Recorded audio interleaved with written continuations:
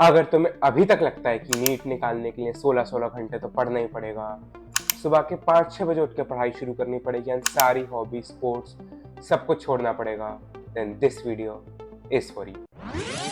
Hey everyone, for those of you who don't know me, I'm Ananme.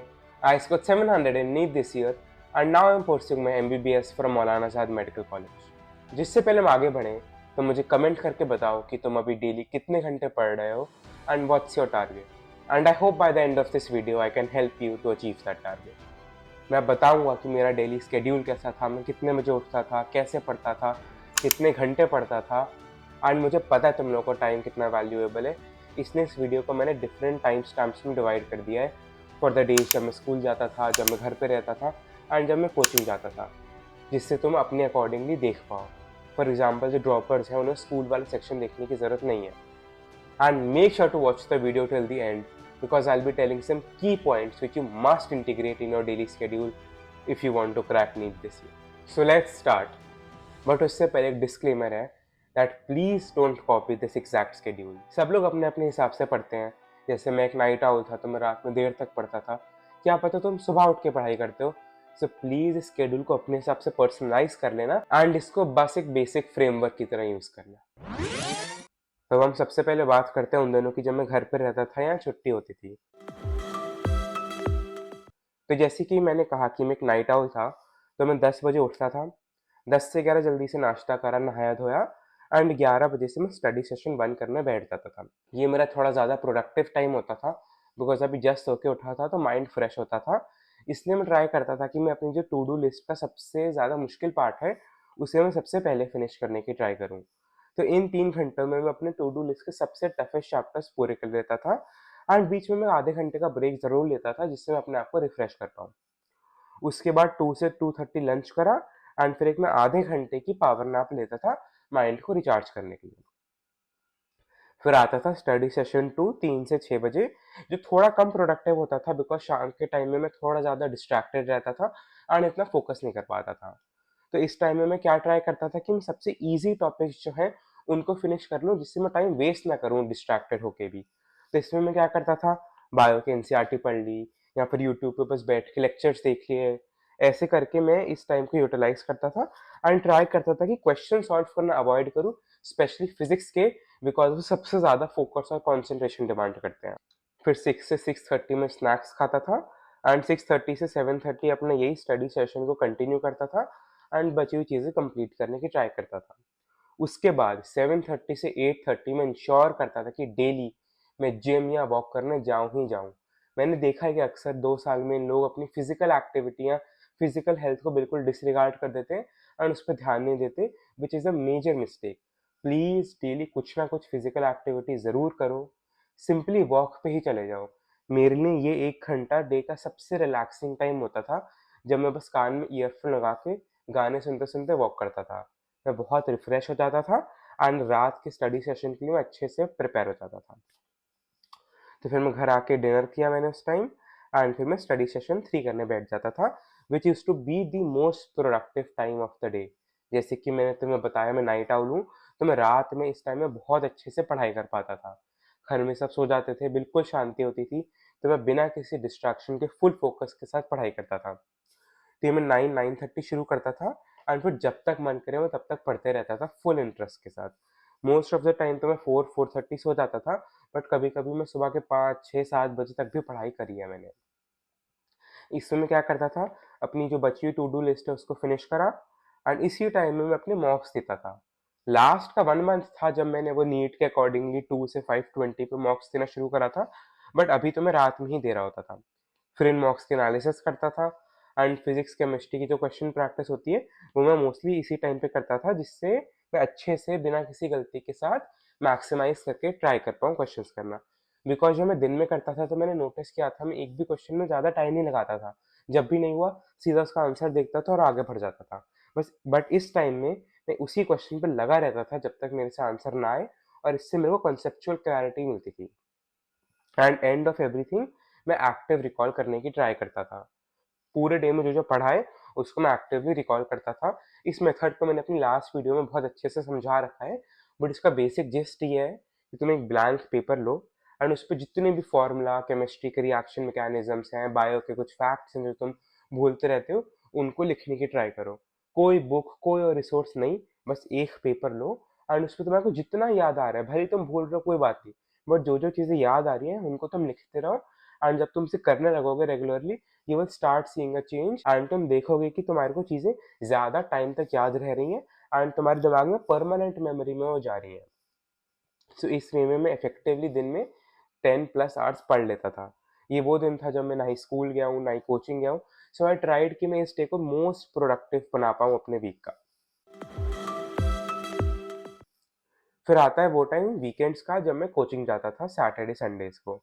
तो सुबह 7 बजे उठता था, देन 8 से 3 मेरी क्लासेस होती थी एंड संडेज़ को मोस्टली मेरे 2 से 5 टेस्ट होते थे। एंड कोचिंग मेरे लिए बहुत ज़्यादा हेक्टिक हो जाती थी, 6-8 घंटे बिना किसी ब्रेक के बहुत फ़ोकस से पढ़ाई करना।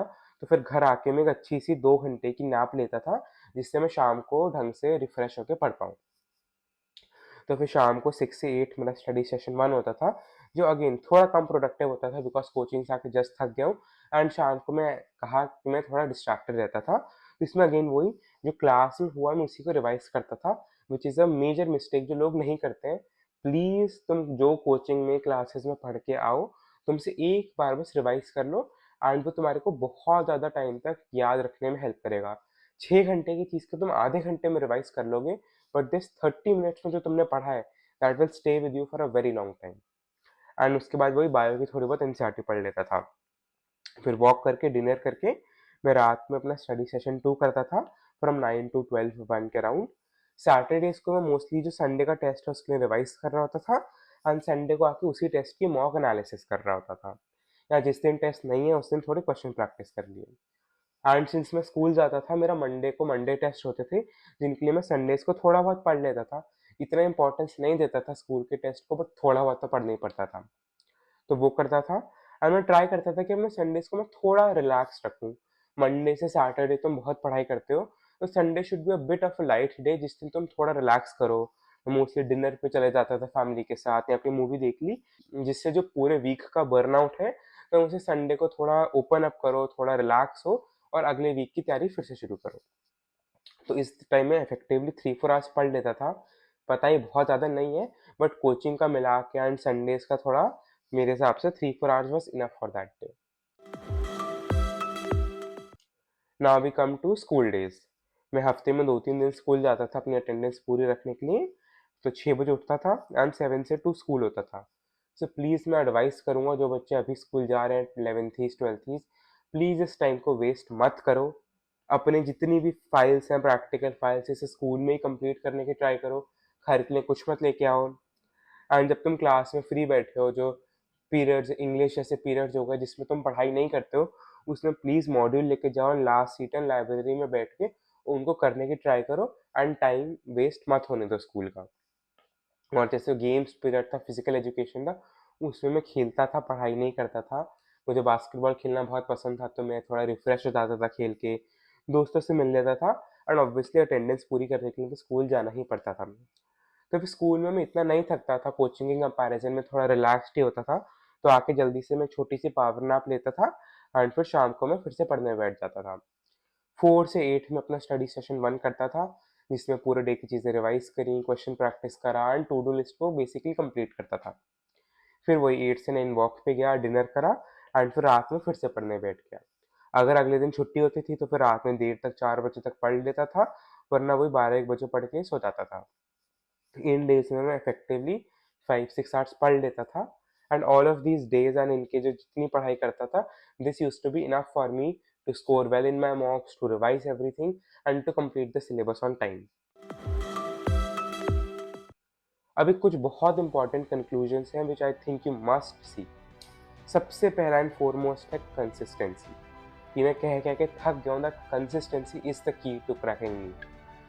ये 2 दिन में 6-6 घंटे पढ़ना इज़ मोर प्रोडक्टिव देन एक दिन 10 घंटे पढ़ के अगले दिन बस 2 घंटे पढ़ना। तुम जितना कंसिस्टेंटली डेली पढ़ोगे, उतना तुम्हारी मेमोरी में चीज़ें ज़्यादा टाइम तक रिटेन होएँगी एंड तुम उसे बेटर यूज़ कर पाओगे। तुम्हें लगेगा कि अगर तुम 12 घंटे से कम पढ़ाई कर रहे हो, तो फिर तो तुम्हारा नीट नहीं ही हो सकता। ऐसा बिल्कुल नहीं है। डेली 6-8 घंटा पढ़ना भी इनफ होता है। तुम्हें लगेगा कि एक दिन 6 घंटा पढ़ना is not enough, but when you add it up to 365 days it makes a big difference. So please, भले ही तुम थोड़ा कम पढ़ो, बट उस टाइम को डेली पढ़ो, एक भी दिन स्किप मत करो पढ़ाई में। Coming to the second point, that is to improve slowly. अगर तुम अभी बस 4 घंटा पढ़ रहे हो, then you can't expect from yourself कि तुम अगले दिन से 12 घंटे पढ़ने लगोगे। ऐसा बिल्कुल नहीं होगा।